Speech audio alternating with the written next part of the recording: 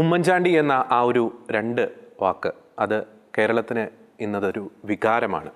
അദ്ദേഹത്തിൻ്റെ വിയോഗം ഇന്നും വലിയൊരു തേങ്ങലായി കേരള മനസാക്ഷിയിൽ ഇന്നും അവശേഷിക്കുന്നു.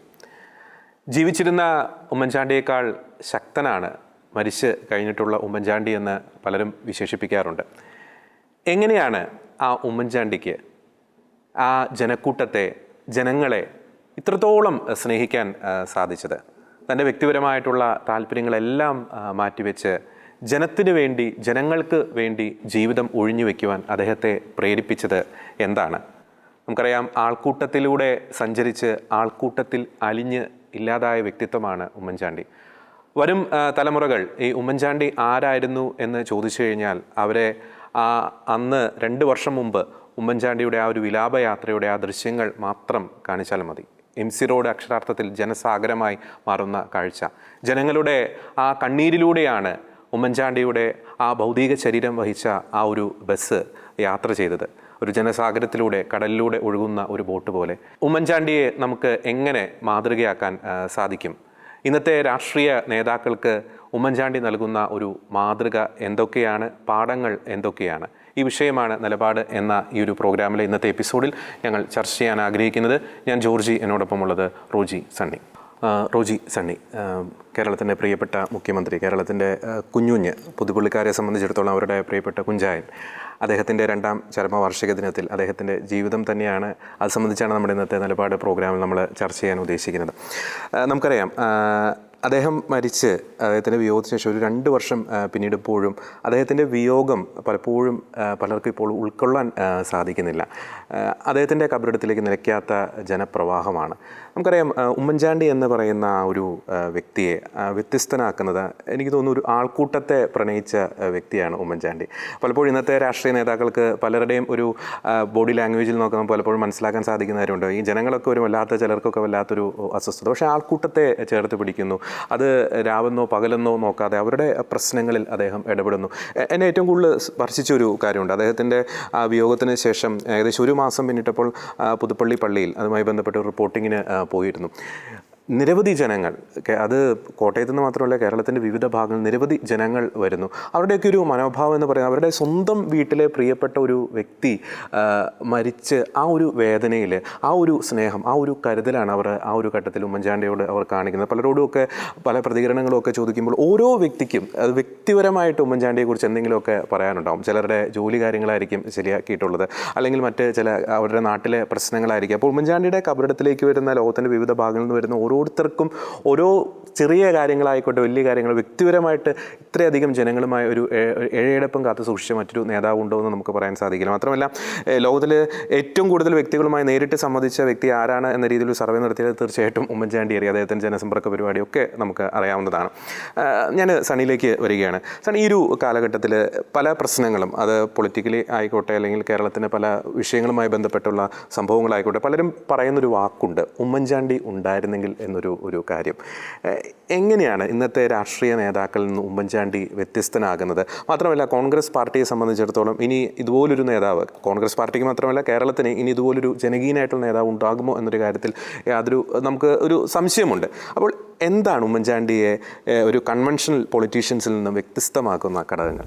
ജോർജി സൂചിപ്പിച്ചതുപോലെ തന്നെ ഒരുപക്ഷെ ഉമ്മൻചാണ്ടിയുടെ ഏറ്റവും വലിയൊരു പ്രത്യേകത എന്ന് പറയുന്നത് ഈ ആൾക്കൂട്ടത്തിൽ അലിഞ്ഞു ചേരാനുള്ള ഒരു വൈഭവമായിരുന്നു. ഒരുപക്ഷെ മറ്റ് നേതാക്കളൊക്കെ ഈ ജനങ്ങളോടൊക്കെ അവർ അകലം പാലിക്കുമ്പോഴും അദ്ദേഹം രാവെന്നോ പകലെന്നോ ഇല്ലാതെ ഈ ജനങ്ങളോടൊപ്പം സഞ്ചരിക്കുകയും ജനങ്ങളോടൊപ്പം ചേർന്ന് നിൽക്കാനും അദ്ദേഹത്തിന് കഴിഞ്ഞിരുന്നു എന്നതാണ് ഉമ്മൻചാണ്ടിയെ മറ്റുള്ളവരിൽ നിന്നൊക്കെ വ്യത്യസ്തനാക്കുന്നത്. ഒരുപക്ഷെ ഈ ജനങ്ങൾ ഓരോ ആവശ്യമായി ഉമ്മൻചാണ്ടിയെ സമീപിക്കുമ്പോൾ അത് കേൾക്കാനുള്ളൊരു മനസ്സുണ്ട്. അതാണ് പലപ്പോഴും നമ്മുടെ രാഷ്ട്രീയ നേതാക്കൾക്കോ അല്ലെങ്കിൽ സാമൂഹ്യ നേതാക്കൾക്കൊക്കെ ഇല്ലാതെ പോകുന്ന ഒരു ഗുണം കൂടിയാണ് മറ്റുള്ളവരെ കേൾക്കുക എന്ന് പറയുന്നത്. അവർക്ക് ഒരുപാട് ആവലാതികളും ഒരുപാട് പ്രയാസങ്ങളും ഒരുപാട് ആവശ്യങ്ങളൊക്കെ ആവശ്യങ്ങളൊക്കെ ഉണ്ടായേക്കാം. ഈ ആവശ്യങ്ങളെല്ലാം തന്നെ ഒരുപക്ഷെ നടപ്പാക്കാനും കഴിഞ്ഞെന്ന് വരില്ല. പക്ഷേ അപ്പോഴും അവരുടെ ഒരു പ്രയാസം കേൾക്കുകയും അവരൊന്ന് ആശ്വസിപ്പിക്കാനും കഴിയുന്നു എന്നതാണ് ഉമ്മൻചാണ്ടിയെ മറ്റുള്ള രാഷ്ട്രീയക്കാരിൽ നിന്ന് വ്യത്യസ്തനാക്കുന്നതും ഉമ്മൻചാണ്ടിയെ ശ്രദ്ധേയനാക്കി മാറ്റുന്നു. അദ്ദേഹത്തിന് എപ്പോഴും ഒരു കരുണയുടെ ഒരു മുഖം അദ്ദേഹത്തിനുണ്ടായിരുന്നു. അതോടൊപ്പം തന്നെ നാം കാണേണ്ട ഒരു കാഴ്ച, ഉമ്മൻചാണ്ടിയുടെ ഒരു പ്രത്യേകത എന്ന് പറയുന്നത് എല്ലാവർക്കും സ്വീകാര്യനായിരുന്നു, എല്ലാ മതവിഭാഗത്തിൽപ്പെട്ടു. അത്തരത്തിലുള്ള ഒരു രാഷ്ട്രീയ നേതാവ് ഇപ്പോൾ കേരളത്തിൽ ഉണ്ടോ എന്നത് സംശയമാണ്, പ്രത്യേകിച്ച് കോൺഗ്രസിനകത്ത്. ഇപ്പോൾ കോൺഗ്രസിനെ നമുക്കറിയാം, കരുണാകരനും ശ്രീ എ കെ ആൻ്റണി, ഉമ്മൻചാണ്ടിയൊക്കെ കളമൊഴിഞ്ഞതോടുകൂടി ഒരു സോഷ്യൽ എൻജിനീയറിംഗ് പാലിക്കുന്ന കാര്യത്തിൽ കോൺഗ്രസിന് ഇപ്പോഴും കഴിയാതെ പോകുന്നു. എല്ലാവർക്കും ഒരു സ്വീകാര്യനായി എല്ലാവർക്കും സമീപിക്കാൻ കഴിയുന്ന നേതാവ് ഇല്ലാതെ പോകുന്നു എന്നതാണ് കോൺഗ്രസിനെ സംബന്ധിച്ചോളം. ഇപ്പോൾ ഈ തെരഞ്ഞെടുപ്പുകളിലൊക്കെ തന്നെ നമുക്കൊരു ജനകീയനായ കോൺഗ്രസിൻ്റെ നേതാവിനെ മുന്നിൽ നിർത്താൻ, ഒരു തെരഞ്ഞെടുപ്പ് വരുമ്പോൾ മുന്നിൽ നിർത്താൻ ആളില്ലാതെ പോകുന്ന ഒരു സ്ഥിതി ഉണ്ടോ എന്ന് സംശയം. അതുകൊണ്ടാണ് പലപ്പോഴും ഇപ്പോൾ ഈ കോൺഗ്രസിൽ നടക്കുന്ന ഈ ക്യാപ്റ്റൻ തർക്കമൊക്കെ വരുന്നതും അവിടെയാണ്. കാരണം ഈ കോൺഗ്രസിന് ധൈര്യപൂർവ്വം മുന്നിൽ നിർത്താൻ എല്ലാവർക്കും ഒരു അംഗീകാരം നേടിയെടുക്കാൻ കഴിയുന്ന ഒരു നേതാവ് കോൺഗ്രസ്സിലുണ്ടോ എന്നത് സംശയകരമായ ഒരു കാര്യം കൂടിയാണ്. ഒരുപക്ഷെ നേതാക്കന്മാർ, ഒരു കോൺഗ്രസിനെ സംബന്ധിച്ചുള്ള ഒരുപാട് നേതാക്കന്മാരുണ്ട്, ഒരുപക്ഷെ മറ്റ് പാർട്ടികൾക്ക് ഇല്ലാത്തതിനേക്കാൾ കൂടുതൽ നേതാക്കന്മാരുണ്ട്. പക്ഷേ എല്ലാ മതവിഭാഗങ്ങൾക്കും, അത് ക്രിസ്ത്യാനിയാവട്ടെ, മുസ്ലിംസ് ആവട്ടെ, ഹിന്ദുക്കളാവട്ടെ, നായർ വിഭാഗമാവട്ടെ, ഈഴവ വിഭാഗമാവട്ടെ, അവരോടൊക്കെ ഒരു ബന്ധം കാത്തു സൂക്ഷിക്കുന്ന, അതോടൊപ്പം തന്നെ സഭാപിതാക്കന്മാരോട്, ഓരോരുത്തരോടും, വൈദികരോടൊക്കെ നല്ല ഒരു അടുപ്പവും ബന്ധവും കാത്തു സൂക്ഷിക്കുന്ന ഒരു നേതാവ് ഇപ്പോൾ കോൺഗ്രസ്സിൽ ഇതുവരെ ഇല്ല എന്ന് നമുക്ക് പറയാം. ഉമ്മൻചാണ്ടിക്കൊക്കെ ശേഷം ഇനി ഒരു പക്ഷേ ഉണ്ടാകുമോ എന്ന കാര്യവും സംശയമാണ്. അതൊക്കെയാണ് ഒരു പക്ഷേ ഉമ്മൻചാണ്ടിയെ വ്യത്യസ്തനാക്കുന്നത്. ഇപ്പോൾ സർക്കാരിനകത്ത് ജനകീയനായൊരു മുഖ്യമന്ത്രി, അല്ലെങ്കിൽ ഈ ഇതിനൊക്കെ അപ്പുറമായിട്ട് ഈ എല്ലാവരെയും ചേർത്ത് നിർത്താൻ കഴിയുന്ന ഒരു പ്രത്യേക വൈഭവം അതൊരു പക്ഷേ ഇനി മറ്റൊരു നേതാക്കന്മാർക്കും കിട്ടുമെന്ന് തോന്നുന്നത്. അതായിരുന്നു എപ്പോഴും ഈ ജനങ്ങളോടൊപ്പം. ഉമ്മൻചാണ്ടി പറയുന്ന ഒരു കാര്യമുണ്ട്, ഈ രോഗം ബാധിച്ച് ഗുരുതരാവസ്ഥയിൽ കഴിയുമ്പോഴും അദ്ദേഹത്തിനെ വിഷമിപ്പിച്ച ഒരു കാര്യം എന്ന് പറയുന്നത് ജനങ്ങളിൽ നിന്ന് അകലം പാലിക്കേണ്ടി വരുന്നു എന്നതാണ് ഉമ്മൻചാണ്ടിയെ വിഷമിപ്പിച്ച ഒരു കാര്യം എന്നാണ് പറയുന്നത്. അവരിൽ നിന്ന് കിട്ടുന്ന, ജനങ്ങളോടൊപ്പം ചേർന്ന് നിൽക്കുന്ന ഒരു ഊർജ്ജമാണ് അദ്ദേഹത്തെ എക്കാലത്ത് മുന്നോട്ട് കൊണ്ടുപോയിരിക്കുന്നത്.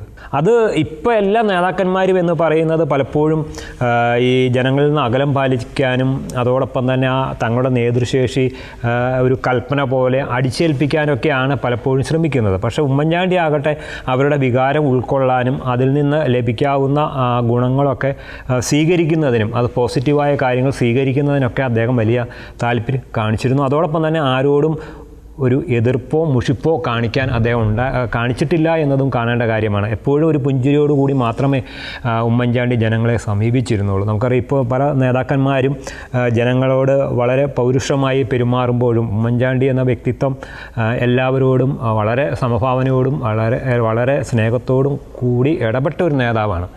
ഒരിക്കലും അധികാരത്തിൻ്റെ ഒരു ജാടയോ ഒന്നും ഒരിക്കലും കാണിക്കാതെ ജനങ്ങളെ എപ്പോഴും, ജനങ്ങളാണ് വലുത്, ജനങ്ങളുടെ ആ ഒരു ശക്തിയാണ് ഏറ്റവും വലുത് എന്ന് എക്കാലത്തും കരുതിയ ഒരു നേതാവ് കൂടിയാണ് ഉമ്മൻചാണ്ടി.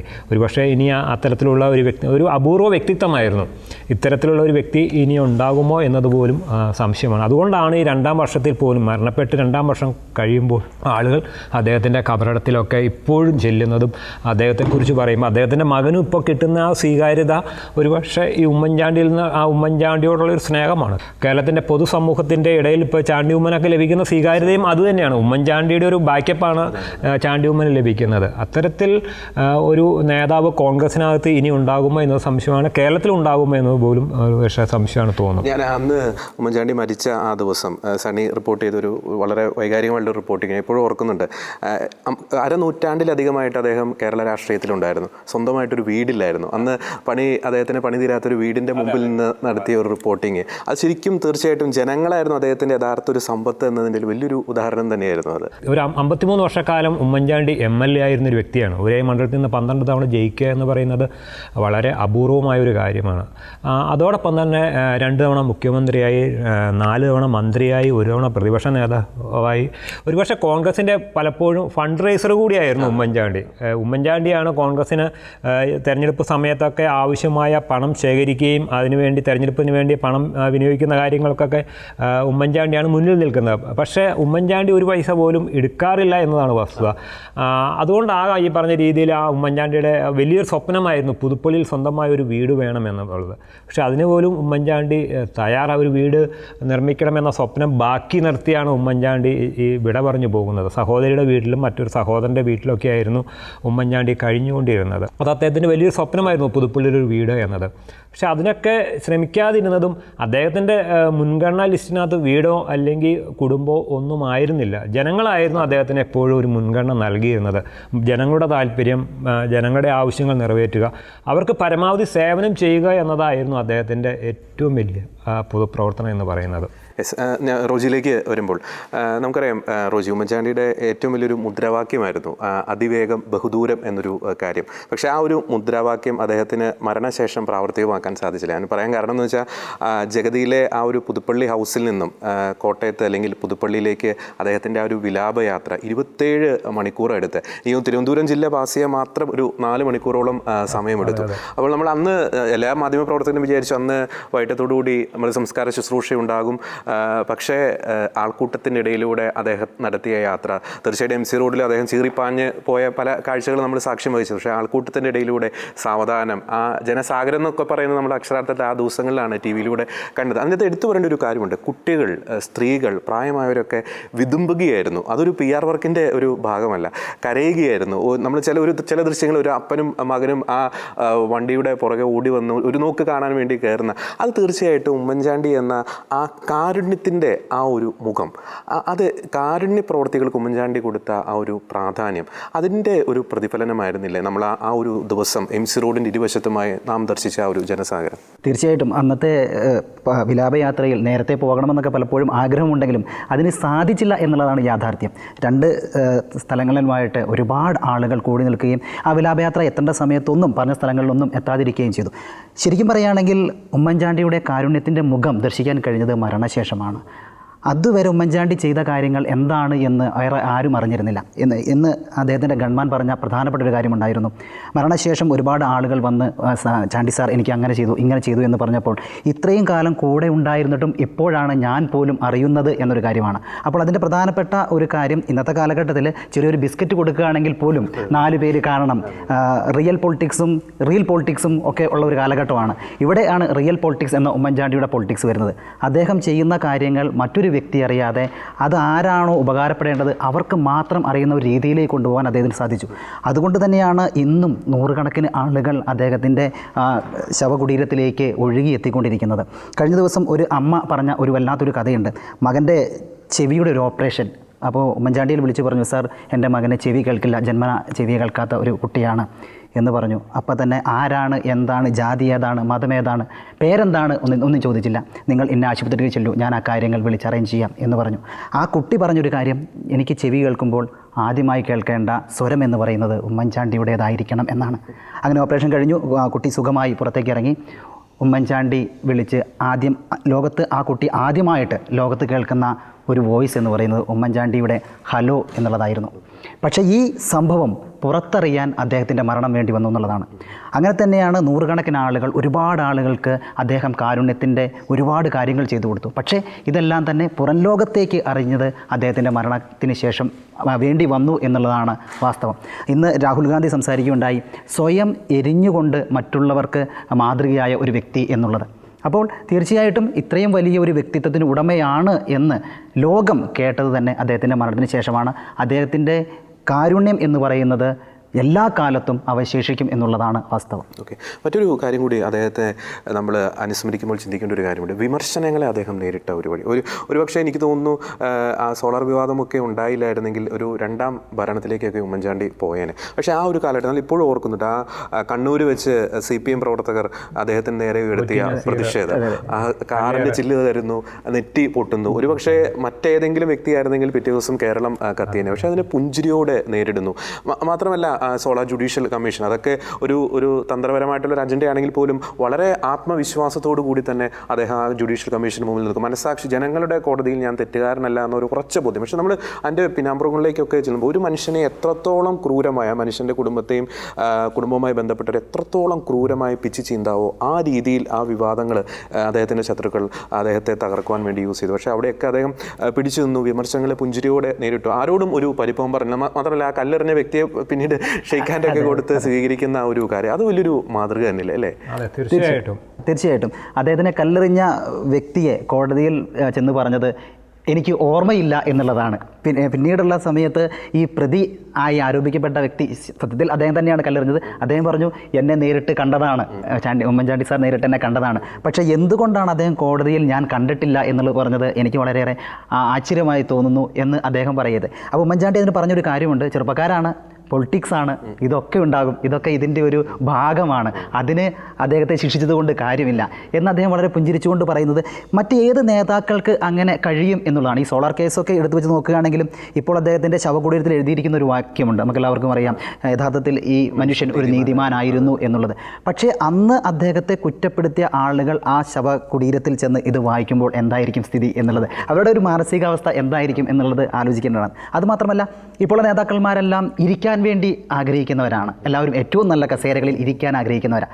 പക്ഷേ ഉമ്മൻചാണ്ടി സാർ ഒരിക്കൽ പോലും ഇരിക്കാൻ ആഗ്രഹിച്ചിട്ടില്ല. 7-8 മണിക്കൂറുകൾ നിന്നുകൊണ്ട് ജനങ്ങളുടെ ഇടയിൽ നിന്നൊരു വ്യക്തിയാണ്. അതായത് ഒരു തോളിൽ നിന്നും മറുതോളിലേക്ക് കൈകൾ പായിച്ചുകൊണ്ട് അങ്ങനെ നിന്നുകൊണ്ട് മാത്രം ആളുകളുടെ ഇടയിൽ അവർക്ക് സേവനം ചെയ്യാൻ പറ്റിയ ഒരു വ്യക്തിയായിരുന്നു. അത് എടുത്തു പറയേണ്ട ഒരു കാര്യം, ഭക്ഷണം എന്ന് പറയുന്ന സംഭവം ഉണ്ടായിരുന്നില്ല.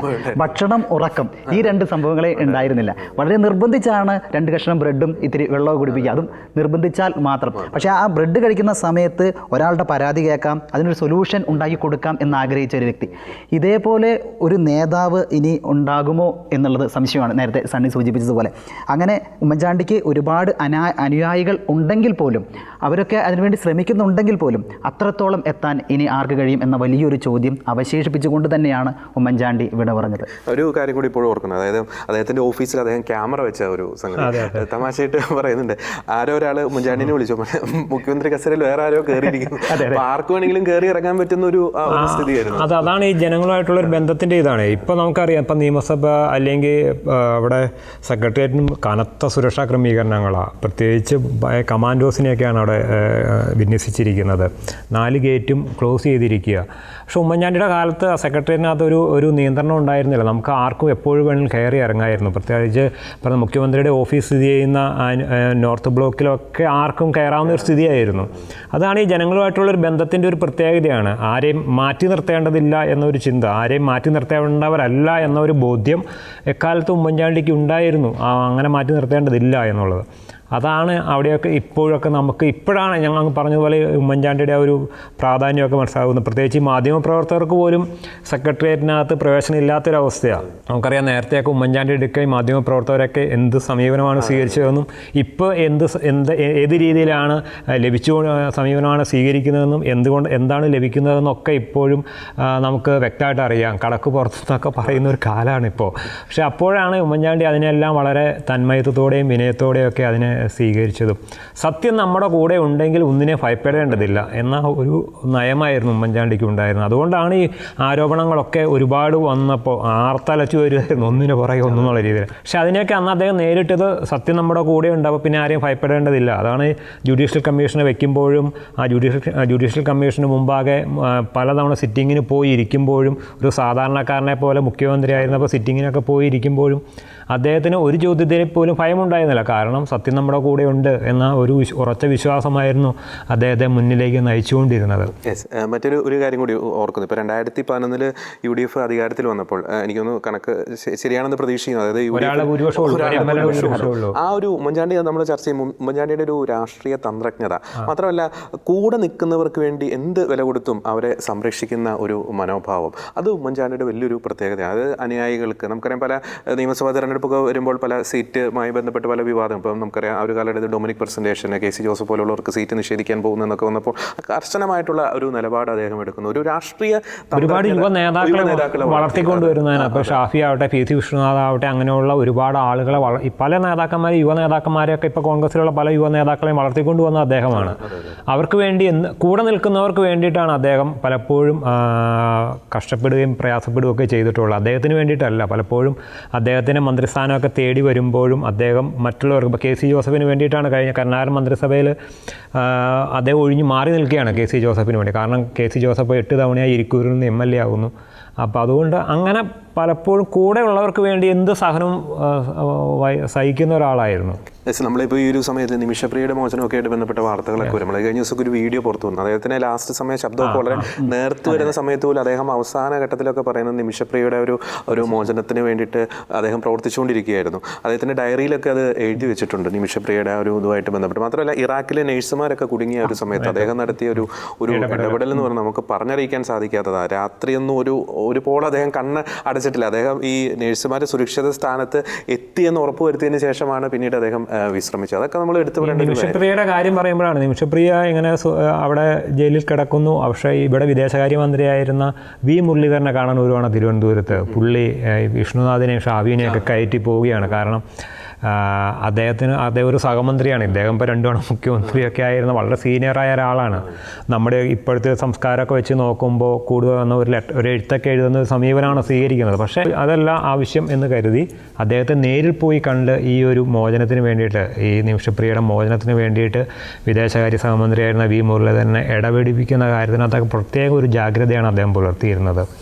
പിന്നെ ഒരു മികച്ചൊരു ഭരണാധികാരി കൂടിയായിരുന്നു അത്. വികസന പ്രവർത്തനം കൊച്ചി മെട്രോ ആകട്ടെ, വിഴിഞ്ഞം തുറമുഖമാകട്ടെ, കണ്ണൂർ വിമാനത്താവളമാകട്ടെ, അങ്ങനെ എല്ലാ കാര്യത്തിനകത്തും ഉമ്മൻചാണ്ടിയുടെ ഒരു കയ്യൊപ്പുണ്ട്. നമുക്കറിയാം, ഇപ്പോൾ ഈ വിഴിഞ്ഞമൊക്കെ മറ്റൊരു രാഷ്ട്രീയ നേതാവായിരുന്നെങ്കിൽ അന്ന് തന്നെ ഉപേക്ഷിക്കുമായിരുന്നു. 5000 കോടി രൂപയുടെ പ്രൊജക്റ്റിന് 6000 കോടി രൂപയുടെ അഴിമതി ആരോപണമൊക്കെയാണ് ഉയർന്നത്. കരയെ കൂടാതെ ഇപ്പോൾ കടലും വിൽക്കുന്നു എന്നുള്ള വളരെ കടുത്ത വിമർശനങ്ങളായിരുന്നു അന്ന് പ്രതിപക്ഷത്തിൻ്റെ ഭാഗത്തുനിന്നുണ്ടായിരുന്നത്. പക്ഷേ അപ്പോഴും അതിനെയൊക്കെ വളരെ തന്മയത്തോടുകൂടി ഇടപെടുകയും അത് കേരളത്തിൻ്റെ ഭാവിക്ക് ആവശ്യമാണ് എന്ന് കരുതിക്കൊണ്ട് അത് മുന്നോട്ട് പോവുകയും ചെയ്ത് ഉമ്മൻചാണ്ടിയുടെ ഒരു ശ്രമഫലമായിട്ടാണ്. വല്ലാർപാടം പ്രൊജക്റ്റ് ആവട്ടെ, അതൊക്കെ തന്നെ ഉമ്മൻചാണ്ടിയുടെ ഒരു കയ്യൊപ്പ് അതിനകത്തൊക്കെ ഉണ്ട്. അത് ആരൊക്കെ നിഷേധിച്ചാലും പൊതുജനത്തിൻ്റെ മുന്നിൽ അതെല്ലാം ഒരു തുറന്ന പുസ്തകമായിട്ട് തന്നെ അവശേഷിക്കുകയാണ്. അങ്ങനെ മികച്ചൊരു ഭരണാധികാരി തന്നെയാണ്. ഇപ്പോൾ ദേശീയ ഗെയിംസ് കേരളത്തിൽ നടക്കുന്ന സമയത്ത് ഓരോ ജില്ലയിലും ഓരോരോ പ്രൊജക്റ്റുകളായിരുന്നു. അന്നൊക്കെ ഒരുപാട് ആക്ഷേപങ്ങൾ അദ്ദേഹത്തിനെതിരെ ഉയർന്നിരുന്നു. പക്ഷേ അതൊക്കെ ഞാൻ ഏറ്റെടുക്കുന്നു എന്നതാണ് അദ്ദേഹം പറയുന്നത്. പലപ്പോഴും അദ്ദേഹം ഒരു വീഴ്ച ആരുടെയെങ്കിലും ഭാഗത്തുനിന്ന് ഉണ്ടായിട്ടുണ്ട് എങ്കിൽ അത് സ്വയം ഏറ്റെടുക്കുന്ന ഒരു സമീപനമായിരുന്നു അദ്ദേഹത്തിന് ഉണ്ടായിരുന്നത്.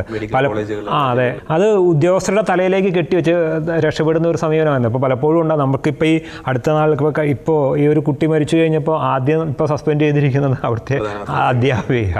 പക്ഷേ ഉമ്മൻചാണ്ടിയുടെ കാലത്ത് അങ്ങനെ ആയിരുന്നില്ല. അതെല്ലാം ഞാൻ ഏറ്റെടുത്തു കൊള്ളാം, നിങ്ങൾ പേടിക്കേണ്ടതില്ല, നിങ്ങൾ ധൈര്യമായിട്ട് മുന്നോട്ട് പൊക്കോളൂ, ഏത് പ്രവൃത്തിയായിട്ട് നിങ്ങൾ പൊക്കോളൂ എന്ന ഒരു സന്ദേശം അദ്ദേഹം കൊടുത്തിരുന്നു. അതുകൊണ്ട് അതുകൊണ്ട് ഉദ്യോഗസ്ഥരൊക്കെ വളരെ സ്വതന്ത്രമായിട്ടും നിഷ്പക്ഷമായിട്ടൊക്കെയാണ്, ആരെങ്കിലും ഭാഗത്തൊക്കെ വീഴ്ച ഉണ്ടായിട്ടുണ്ടാകാം, പക്ഷേ എങ്കിലും അവരതിനൊക്കെ കൂടുതൽ താല്പര്യം പ്രകടിപ്പിച്ചിരുന്നു. അങ്ങനെ എല്ലാം സ്വയം ഏറ്റെടുക്കുകയാണ് അദ്ദേഹം. മറ്റുള്ളവരിലേക്ക് പകർന്നു കൊടുക്കാതെ ആക്ഷേപങ്ങളോ ആരോപണങ്ങളൊക്കെ മറ്റുള്ളവരുടെ തലയിൽ കെട്ടിവെക്കാതെ എന്തെല്ലാം ആക്ഷേപങ്ങൾ വന്നാലും ആരോപണങ്ങൾ വന്നാലും സ്വയം ഏറ്റെടുക്കുന്ന ഒരു വ്യക്തിത്വം കൂടിയായിരുന്നു ഉമ്മൻചാണ്ടി എന്ന് നമുക്ക് പറയേണ്ടി വരും. മറ്റൊരു കാര്യം കൂടി പറഞ്ഞാൽ എനിക്ക് ഒന്ന് അവസാനിപ്പിക്കാമെന്ന് റോജി. അദ്ദേഹത്തിൻ്റെ ഉണ്ടായിരുന്ന ഒരു ദൈവവിശ്വാസം അല്ലേ, ലോകത്തിൻ്റെ ഏത് ഭാഗത്താണെങ്കിലും ഞായറാഴ്ച പുതുപ്പള്ളി പള്ളിയിൽ അദ്ദേഹം കാണും. ഞാനൊരു ക്രിസ്ത്യാനിയാണ് എന്ന് പറയുന്നതിൽ എന്നും അദ്ദേഹം അഭിമാനിച്ചിരുന്നു. ഇപ്പം നമ്മുടെ ക്രൈസ്തവ ശുശ്രൂഷകളിൽ പങ്കെടുക്കുന്നതിൽ, പ്രാർത്ഥനാ ശുശ്രൂഷകളിൽ പങ്കെടുക്കുന്ന, പള്ളി പോകുന്നതിൽ ഒന്നും അദ്ദേഹം ഒരു മടി കാണിച്ചില്ല, ലജ്ജിച്ചിരുന്നില്ല. എത്ര തിരക്കുണ്ടെങ്കിലും നമ്മൾ പലപ്പോഴും ഈ ഹോളി വീക്കിൻ്റെയൊക്കെ സമയത്ത് ഉമ്മൻചാണ്ടിയെ പുതുപ്പള്ളി പള്ളിയുടെ ആ ഒരു ഡോറിൻ്റെ അവിടെ ഇങ്ങനെ ഇരിക്കുന്ന പിക്ചർ, അതെ അത് വലിയൊരു കാര്യം. ഇന്നത്തെ രാഷ്ട്രീയ നേതാക്കൾക്കൊക്കെ ഒരു മാതൃകയല്ലേ? തീർച്ചയായിട്ടും. കാരണം ഇപ്പോഴത്തെ രാഷ്ട്രീയ നേതാക്കളെല്ലാം അവർ എത്രത്തോളം മറ്റുള്ളവരുടെ മുന്നിൽ വലുതാക്കി കാണിക്കാൻ പറ്റും അതിനുവേണ്ടി ശ്രമിച്ചുകൊണ്ടിരുന്ന ആളാണ്. പക്ഷേ ഉമ്മൻചാണ്ടി ഒരിക്കലും ഞാൻ മറ്റൊരാളുടെ മുന്നിൽ വലുതായി കാണണം എന്നുള്ളതല്ല, അദ്ദേഹം സ്വയം വലുതാവുകയായിരുന്നു. അതാണ് സംഭവിക്കുന്നത്. അത് അദ്ദേഹത്തിൻ്റെ പ്രാർത്ഥനകളും അതേപോലെ ദിനചര്യകളിലെല്ലാം നമുക്ക് കാണാമായിരുന്നു. ഞായറാഴ്ചകളിൽ അദ്ദേഹം കുർബാന കഴിഞ്ഞിട്ടേ മറ്റുള്ള പരിപാടികൾക്ക് പോവുകയുള്ളൂ. ഇപ്പോൾ വീടുകളിൽ ആരും വന്നു കഴിഞ്ഞാൽ കറക്റ്റ് സമയത്ത് അദ്ദേഹം പള്ളിയിലേക്ക് എത്തുന്നു. അദ്ദേഹത്തിൻ്റേതൊരു സ്ഥലമുണ്ട്, അവിടെ പോയി ഇരിക്കുന്നു. അപ്പോൾ എല്ലാവർക്കും അറിയാം ഉമ്മൻചാണ്ടിയുടെ സ്ഥലമാണിത്. അദ്ദേഹം അവിടെ ദൈവിക കാര്യങ്ങൾ ഏർപ്പെടുന്നു. അതേപോലെ ഹോളി വീക്ക് പറഞ്ഞതുപോലെ തന്നെ ഹോളി വീക്കിലെല്ലാം തന്നെ പുതുപ്പള്ളിയിൽ ഉണ്ടാകുന്നു. അത് അദ്ദേഹത്തിൻ്റെ യൗവനം മുതൽ തന്നെ സ്ഥിരമായി കൊണ്ടു നടന്ന ഒരു ദിനചര്യ അല്ലെങ്കിൽ അദ്ദേഹത്തിൻ്റെ ഒരു ശീലമായിട്ട് തന്നെ മാറിയിരുന്നു. അത് അദ്ദേഹത്തിൻ്റെ രാഷ്ട്രീയത്തിലും പൊതുപ്രവർത്തനത്തിലും വല്ലാത്ത ഒരു മാറ്റമാണ് ഉണ്ടാക്കിയത്. കാരണം ജനങ്ങൾ നോക്കുമ്പോൾ അദ്ദേഹത്തിൻ്റെ നേരത്തെ പറഞ്ഞതുപോലെ അദ്ദേഹത്തിൻ്റെ സൗമനസ്യമുള്ള ഒരു മുഖം, ഒരു ആത്മീയതയുടെ മുഖം, ഇതെല്ലാം ജനങ്ങൾക്ക് മുന്നിൽ വലിയ ഒരു രൂപം തന്നെയാണ് സൃഷ്ടിച്ചത്. അതിനെല്ലാം ഉമ്മൻചാണ്ടി സാർ എന്ന് പറയുന്നത് വലിയൊരു ആളുകൾക്ക് മാതൃകയായി മാറുകയായിരുന്നു. ഒരുപാട് രാഷ്ട്രീയ നേതാക്കൾക്കും മാതൃകയായി മാറുന്ന ഒരു വ്യക്തിയായിരുന്നു ഉമ്മൻചാണ്ടി സാർ എന്ന് നമുക്ക് നിസ്സംശയം പറയാൻ കഴിയും. തീർച്ചയായിട്ടും ഇന്നത്തെ രാഷ്ട്രീയ നേതാക്കൾക്കൊരു വലിയൊരു തീർച്ചയായിട്ടും അദ്ദേഹത്തിൻ്റെ ഈ ക്രൈസ്തവ വിശ്വാസം ഒരുപക്ഷെ അദ്ദേഹത്തിൻ്റെ പ്രവർത്തനങ്ങളെല്ലാത്തിനകത്തും സ്വാധീനിച്ചിട്ടുണ്ടെന്ന്. ഭയങ്കര വിശ്വാസിയായിരുന്നു, നല്ല കടുത്ത ഒരുപക്ഷെ ഇത്രമാത്രം ഒരു ദൈവവിശ്വാസമുള്ള ഒരു വ്യക്തിയെ കാണാൻ കഴിയില്ല. അതോടൊപ്പം തന്നെ ഈ വൈദികരോട്, പിതാക്കന്മാരോട്, സന്യസ്തരോട് ഒക്കെ കാണിക്കുന്ന ഒരു ബഹുമാനവും ആദരവും മറ്റൊരു രാഷ്ട്രീയ നേതാവും കാണിക്കാത്ത തരത്തിലുള്ള ബഹുമാനവും ആദരവുമാണ്. അങ്ങനെ വൈദികരോടൊക്കെ കാണിച്ച ഒരു ബഹുമാനവും ആദരവും മറ്റൊരു രാഷ്ട്രീയ നേതാക്കളൊന്നും പ്രതീക്ഷിക്കാൻ കഴിയില്ല, ഇനി ഉണ്ടാകുമെന്നും തോന്നുന്നില്ല. പക്ഷേ പലപ്പോഴും എല്ലാവരും മതേതരത്വം സെക്കുലറൊക്കെ പറയും, പക്ഷെ അദ്ദേഹത്തിൻ്റെ മനസ്സിൽ എപ്പോഴും ഒരു ക്രൈസ്തവ വിശ്വാസം, ഒരു ദൈവവിശ്വാസം നന്നായിട്ടുണ്ടായിരുന്നു. അത് അവസാന നാളുകളിൽ മരിക്കാൻ കിടക്കുന്നതിൻ്റെ എല്ലാ ദിവസവും കുർബാന സ്വീകരിച്ചിരുന്നു. അദ്ദേഹത്തിന് പള്ളിയിൽ പോകാൻ കഴിഞ്ഞിരുന്നില്ലെങ്കിൽ പോലും അതോടൊപ്പം തന്നെ ഈ പറഞ്ഞ രീതിയിൽ ഞായറാഴ്ച പള്ളി മുടക്കാറേ ഇല്ല എന്നാണ്. പുതുപ്പള്ളിയിൽ വരാൻ കഴിഞ്ഞില്ലെങ്കിൽ അവിടെ തിരുവനന്തപുരത്ത് സെൻറ്റ് ജോർജ് പള്ളിയുണ്ട് പാളയത്ത്, അവിടെ നിർബന്ധമായി അദ്ദേഹം പോയിരിക്കും. അങ്ങനെ വളരെ ഒരു ചിട്ടയായ, എല്ലാവർക്കും മാതൃകയാക്കാൻ കഴിയുന്ന, പ്രത്യേകിച്ച് ക്രൈസ്തവരായ ആളുകൾക്ക് പോലും മാതൃകയാക്കാൻ കഴിയുന്ന ഒരു വ്യക്തിത്വമാണ്. പലപ്പോഴും നമ്മളൊക്കെ തിരക്കും എന്നൊക്കെ പറഞ്ഞ് പള്ളിയിൽ പോക്കൊക്കെ മുടങ്ങുന്ന ഒരു സാഹചര്യമാണ് ഉള്ളത്. പല യുവാക്കളും ചെറുപ്പക്കാരായ ആളുകൾ പള്ളിയിൽ പോകുന്നതിനൊക്കെ വളരെ പ്രയാസമാണ്. അപ്പോൾ എല്ലാവരും പറയുന്ന ഒരേ കാരണം തിരക്കാണെന്ന്. പക്ഷേ മുഖ്യമന്ത്രി ആയിരിക്കുമ്പോൾ എന്ത് തിരക്കുണ്ടെങ്കിലും ആ വിശുദ്ധ കുർബാനയിൽ പങ്കെടുക്കുന്നതിനും കുർബാന സ്വീകരിക്കുന്നതിനൊക്കെ അദ്ദേഹത്തിൻ്റെ കുടുംബാംഗങ്ങളെ ഒക്കെ അതിനകത്ത് ചേർത്ത് നിർത്തുന്നതിനൊക്കെ അദ്ദേഹം വളരെ പ്രത്യേകം ശ്രദ്ധിച്ചിരുന്നു എന്നത് നാം കാണേണ്ട ഒരു കാര്യം. കൗതുകരമായിട്ട് ഒരു കാര്യം കൂടി പറഞ്ഞിട്ട് അവസാനം, അപ്പോൾ അദ്ദേഹത്തിൻ്റെ കുടുംബം, എനിക്ക് തോന്നുന്നു അദ്ദേഹത്തോടൊപ്പം ഏറ്റവും കൂടുതൽ കുടുംബത്തിന് സമയം ചെലവഴിക്കാൻ സാധിച്ചത് അദ്ദേഹത്തിൻ്റെ വിലാപയാത്രയുടെ സമയത്താണെന്ന് പലരും പറയാറുണ്ട്. ജനക്കൂട്ടത്തെ കുടുംബമായി കരുതിയ വ്യക്തിയാണ്. അല്ല, കുടുംബത്തിന് നീതി കിട്ടിയത് എനിക്ക് തോന്നുന്നത് ആ ഒരു ചടങ്ങോടുകൂടിയാണ്. കാരണം എല്ലാവരും കല്ലെറിഞ്ഞപ്പോഴും കുറ്റപ്പെടുത്തിയപ്പോഴും ഒരുപാട് വേദനിച്ചിട്ടുണ്ട്. ആ പെൺകുട്ടികളും ഭാര്യയും ഒക്കെ ഒരുപാട് വേദനിച്ചിട്ടുണ്ട്. പക്ഷേ അതെല്ലാം മാച്ച് കളഞ്ഞത് ആ വിലാപയാത്രയാണ്. പക്ഷെ അതുമാത്രമല്ല, ഇന്ന് അങ്ങോട്ട് ഒഴുകിയെത്തുന്ന ആൾക്കൂട്ടവും, കാരണം ഒരു ദിവസം പോലും ആൾക്കാരില്ലാത്ത ദിവസങ്ങളില്ല ഈ 2 വർഷമായിട്ട് എന്നുള്ളതാണ്. അതുകൊണ്ട് തന്നെ ഇന്ന് കേരളത്തിൻ്റെ അങ്ങോളം ഇങ്ങോളമുള്ള ആൾക്കാർ, ഏറ്റവും കൂടുതൽ എനിക്ക് തോന്നുന്ന സ്ത്രീകളും കുട്ടികളുമാണ് ഏറ്റവും കൂടുതൽ ഈ പ്രാവശ്യവും അങ്ങോട്ട് ഒഴുകിയെത്തിരിക്കുന്നത്. ഈ ആൾക്കൂട്ടം എല്ലാം തന്നെ കുട്ടികളാണ് അല്ലേ? ഉമ്മൻചാണ്ടി എന്ന് സ്നേഹത്തോടെ വിളിക്കുന്ന കുട്ടികൾ. നമ്മൾ ആ കബറിടത്തിലേക്ക് അന്നൊക്കെ ഇപ്പോൾ അതുണ്ടോന്ന് അറിയത്തില്ല. അന്ന് കുട്ടികളൊക്കെ ഇങ്ങനെ ഉമ്മൻചാണ്ടിയുടെ കാരിക്കേച്ചറൊക്കെ വരയ്ക്കുന്നു, അവരുടെ ഈ ക്രയോൺസ് ഒക്കെ യൂസ് ചെയ്ത് ഇങ്ങനെ ഓരോ കാര്യങ്ങളൊക്കെ വരും, എഴുതിയൊക്കെ വെക്കുന്നത്. അതെ. ഇത്രയും നമുക്ക് സ്വാതന്ത്ര്യത്തോടെ പേര് ചൊല്ലി അല്ലെങ്കിൽ വീട്ടിലൊരു അംഗമായിട്ടാണ്. ഉമ്മൻചാണ്ടിയുടെ കബറിടത്തിൽ ആളുകൾ കത്തുകൾ കൊണ്ടുവെക്കുന്നതാണ് അത് അവർക്കൊരു വിശ്വാസമാണ്. ഇത് ഈ പ്രശ്നങ്ങൾ പരിഹരിക്കപ്പെടും എന്നുള്ള അവരുടെ വിശ്വാസമാണ്. അതിപ്പം എന്തായാലും അവിടെ വരുന്ന സമീപിക്കാൻ കഴിയുന്ന ഒരു നേതാവുണ്ടായിരുന്നു. നമുക്ക് പ്രശ്നങ്ങളുണ്ടാവും, അതെല്ലാം പരിഹരിച്ച് കിട്ടണമെന്നില്ല. പക്ഷെ നമ്മളെ കേൾക്കാനും അത് ശ്രദ്ധയോടെ കേൾക്കാനും അതിനൊരു നിർദ്ദേശങ്ങളൊക്കെ പറയാനും അതിനത്ര ഇടപെടൽ നടത്താനും ഒക്കെ ഒരു ആളുണ്ടായിരുന്നു എന്നൊരു ബോധ്യം. അതോടൊരു ടെൻഷൻ കഴിയും. മനസ്സിലായി. നമ്മളൊരു രോഗി ഡോക്ടറെ കാണാൻ ചെല്ലുമ്പോൾ കുഴപ്പമൊന്നുമില്ല, രോഗിക്ക് വളരെ ഗുരുതരമായ അസുഖങ്ങളൊക്കെ ആയിരിക്കാം, പക്ഷേ ഡോക്ടർ പറയാണ് സാരമില്ല കേട്ടോ, അതൊക്കെ ശരിയായിക്കോളൂ എന്ന് പറഞ്ഞ് ഒരു വാക്ക് മതി, ആ രോഗിയുടെ പകുതി ആശ്വാസമായി എന്ന് പറയുന്ന രീതിയിലാണ്. നിരവധി ആവശ്യങ്ങളാണ് ഓരോരുത്തർക്കും ഉള്ളത്, നിരവധി പ്രയാസങ്ങളുണ്ട്. പക്ഷേ ഒന്ന് സമാശ്വസിപ്പിക്കാനും അത് കേൾക്കാനും അദ്ദേഹം ചെവി കൊടുത്തിരുന്നു എന്നതാണ് ഏറ്റവും വലിയ കാര്യം. എല്ലാ കാലത്തും ഏവരെയും അത്ഭുതപ്പെടുത്തിയ മനുഷ്യനായിരുന്നു ഉമ്മൻചാണ്ടി. മരണത്തിന് ശേഷവും ലോകത്തെ അദ്ദേഹം അത്ഭുതപ്പെടുത്തി.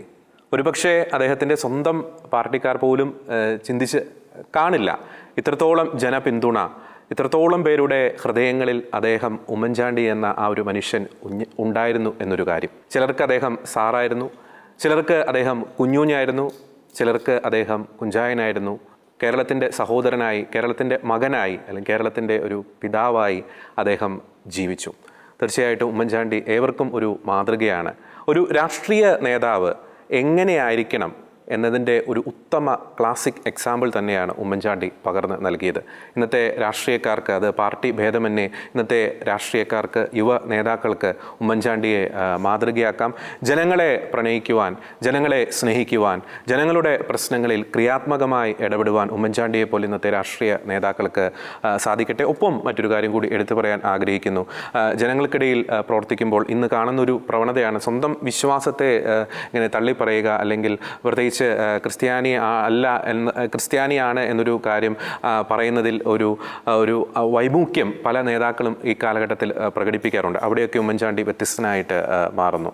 അതിനാൽ തന്നെ ഉമ്മൻചാണ്ടിയെ ഇന്നത്തെ രാഷ്ട്രീയ നേതാക്കൾക്ക്, രാഷ്ട്രീയ കേരളത്തിന് മാതൃകയാക്കാൻ സാധിക്കട്ടെ എന്ന ആശംസയോടെ, നിലപാടോടെ ഇന്നത്തെ ഈ ഒരു പ്രോഗ്രാം ഞങ്ങൾ വൈൻഡപ്പ് ചെയ്യുന്നു. മറ്റൊരു വിഷയത്തിലെ നിലപാടുമായി ഞങ്ങൾ വീണ്ടും വരുന്നതായിരിക്കും. എല്ലാ പ്രിയപ്പെട്ട പ്രേക്ഷകർക്കും നന്ദി.